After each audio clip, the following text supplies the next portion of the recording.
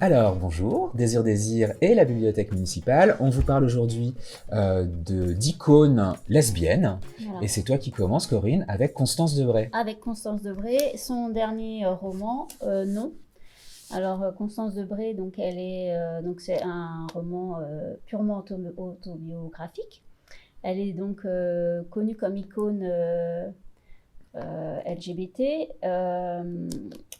Dans celui-ci, alors elle avait déjà énormément marqué avec son dernier Love Me Tender, où elle revenait sur le fait que pour elle, l'amour maternel, c'est comme tous les autres amours, il n'y a pas d'évidence à aimer son enfant forcément toute sa vie, que c'est un amour qui peut aussi s'arrêter comme n'importe quel amour finalement.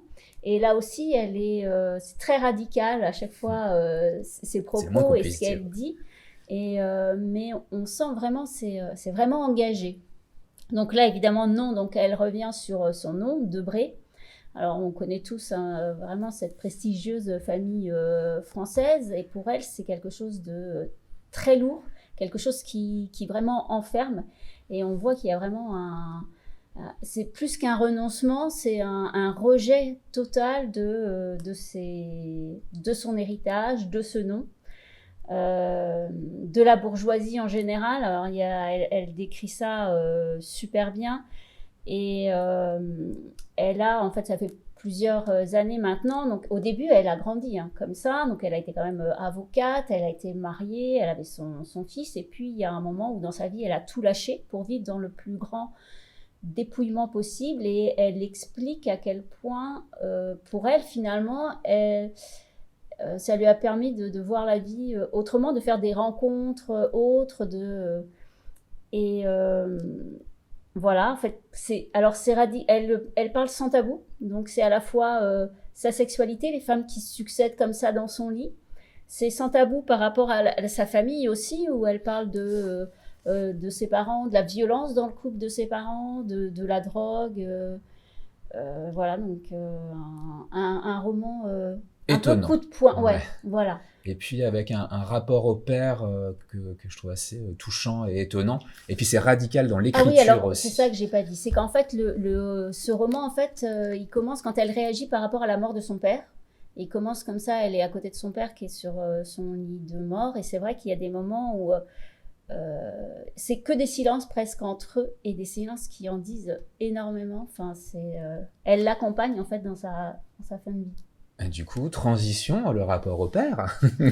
Moi, je vais vous parler d'Alison Bechdel, qui est donc une autrice américaine cultissime dans la communauté LGBT et particulièrement lesbienne. Euh, Fun Home, c'est vraiment son énorme succès. C'est un roman graphique autobiographique et qui parle beaucoup effectivement de son rapport avec son père qui est décédé jeune, mais aussi ça brasse évidemment la question de la découverte de la sexualité, de son homosexualité. C'est des dessins qui sont, moi je trouve très beaux, c'est très touchant.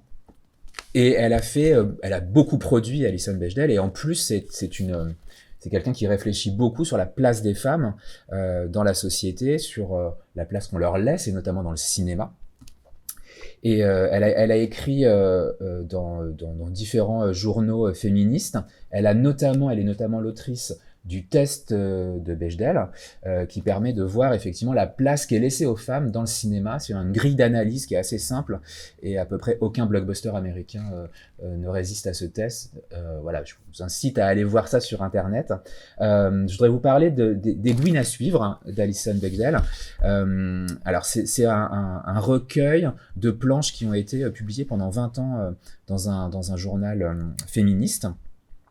Et cette réunion de planches hebdomadaires donne vraiment ça a vraiment une unité. C'est pas toujours évident hein, ce genre de travail. Et là, en fait, c'est The L Word quoi. On voit l'évolution d'un groupe de filles dans le New York des années 80-90 jusqu'au début des années 2000, avec toute l'évolution de nos droits pendant cette période-là.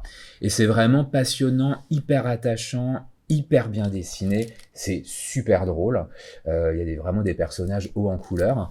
Et enfin, pour finir, celui qui vient de sortir, Le secret de la force surhumaine. Donc là, c'est assez différent. Troisième roman graphique.